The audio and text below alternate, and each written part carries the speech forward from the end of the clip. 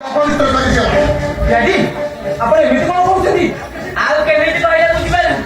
को बाहर हेलुतेल बापा को घरे पचारी को समय नथिला मामू राती पाइथिले नाही मंगुळा देखांदा ओ सिए तारा मंगुळा हे देखांदा तोर कोन निया रे ओ मामू जेते जानले से मो संगरे भौनी ओ सेई ट्रेन तो राती करे बाहर करते नाही आउ तो लोकटा लेपडा लेकेला पुला मार दे गइथे कहली ते भणजा अरे से करे चरित्र है ना केते दिक्कत आलोचना कर दी कोन अरे पटली मत लिखे भाषा संयोग कर कथबार्ता करंतु रानी रा चरित्र विषय हम थरे कहले मु भूली दिबे अपन मो मामू बोलिए तबे बहुत प्रश्न रे उत्तर दे काट तो संग नेस तू विवाह पूर्वरु से केते धरा अपन सोल करी जाय केते कोन को देहबान करी जाय आपण भूली जाउछथि आपण जने रिटायर्ड नेता आउ जने रिटायर्ड नेता घरे एबे कुर्सी तो बटा सभा पाइला आपण पर मन रखिया उठी मु जाको साथे ही आसी से आपण पर कहू ओ तकर पर तो बहुत स्वीकृति देनी कांगेरा आ जाओ गुगुला देखो थोड़ा भाई तो किसी भूल कर नांती गोटे बेसारा मथारे सिंद्र देई आज समाज रे आदर्श होई पाइछ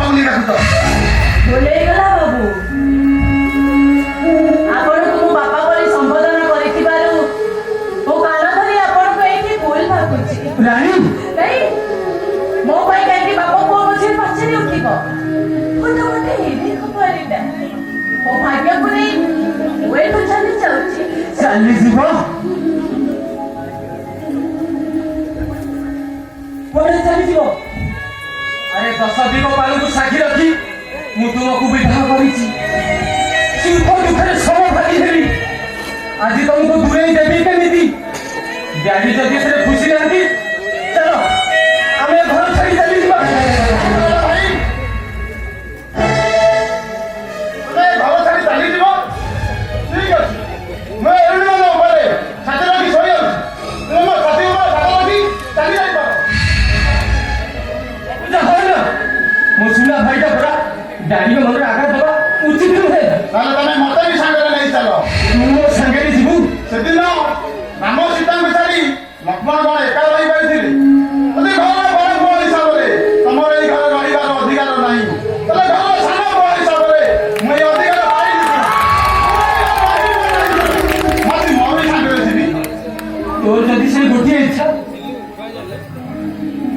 ताले मु मना करबी कांकी डैडी आपण मु किसी भूल कर थे आपण मते क्षमा कर देबे डैडी चलो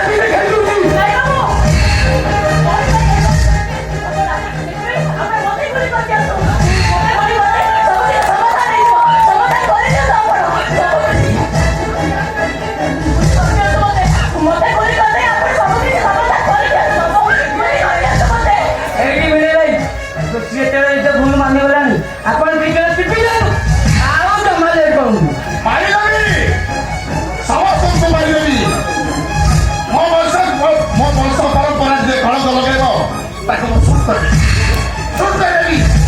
ତମକୁ ଶୁଟ୍ କରିଦେବି ଆଗେ ତୋତେ ଶୁଟ୍ କରିଦେବି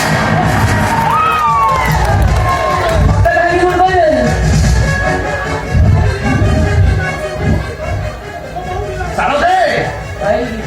କହିପାରିବ ବିବାହ ପୂର୍ବରୁ ମୋ ବୋହୂ କେତେ ଥର ଆବର୍ଷଣ କରିଛି କହିପାରିବେ ବିବାହ ପୂର୍ବରୁ ମୋ ବୋହୂ କେତେ ଜଣଙ୍କୁ ଦେହ ଦାନ କରିଛି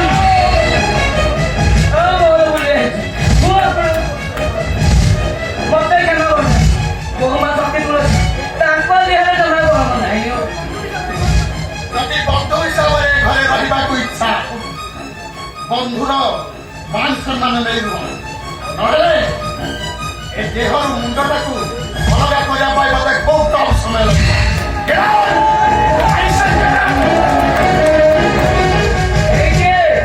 ମତେ ଦେଖିଲ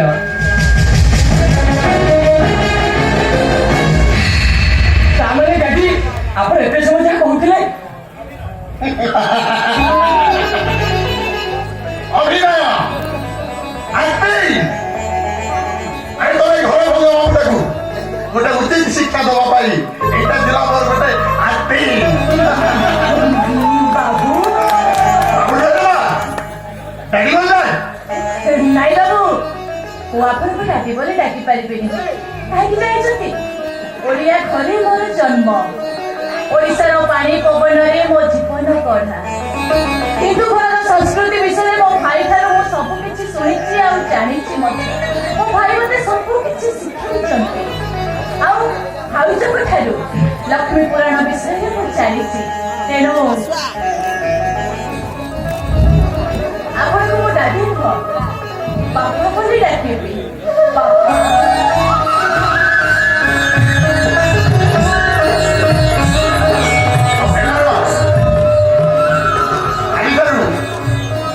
এই দুষ্ট দুইটার দায়িত্ব ମୁଁ ତତେ ଦେଲି ଏମାନଙ୍କୁ କାଲି ରଖିଛି ବାନ୍ଧି ରଖିବୁ ଯେମିତିକି ମୋ ଘର ଟିକେ ଭାଙ୍ଗି ନଥାଏ ଏଇଟା ଆରେ ତୁ ଆଉ କେବେ ଭାଇର ବାହାଘର ହେଇଗଲା ରିସେପସନ ପାଇଁ ସାଙ୍ଗ ସାଥୀ ବନ୍ଧୁ ବାନ୍ଧବ ସମସ୍ତଙ୍କୁ ଡାକିବାକୁ ପଡ଼ିବ ଯା ତୁ ସମୟ ଗେଷ୍ଟ ମାନ ଠିକ ଅଛି ଯା ମୁଁ ଏବେ ଆସୁଛି ଯା ଯା ତୁ ଜଲ୍ଦି ଯା अरे तू क्या कर रही है बहुमा तू नहीं घर भीतर जा ঠিক আছে ড্যাডি ଟିକେ ବାହାରକୁ ଯାଉଛି ଯାହାକି କିଛି ଟଙ୍କା ଉଠା ହେଲେ ଏଇ ଭୋଜି ଭାତ ଖର୍ଚ୍ଚ ସବୁ ଲାଗିବ ଆରେ ଏମିତି ଭୋଜି ଭାତ କରିବା ଯେ ଏ ଗାଁକ ଏ ଆଖପାଖ ଅଞ୍ଚଳରେ କେହି ବି ଏମିତି ଭୋଜି ଖାଇନଥିବେ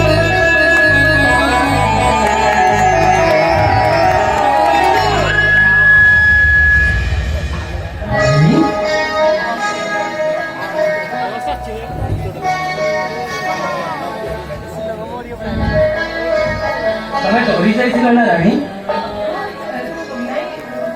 କିନ୍ତୁ ମୋ ଡାଡି ସେମିତି ନୁହନ୍ତି ଦେଖିଲ ତ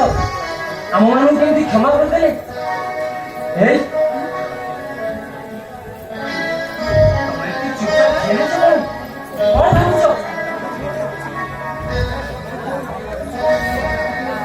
ଭାବୁଛି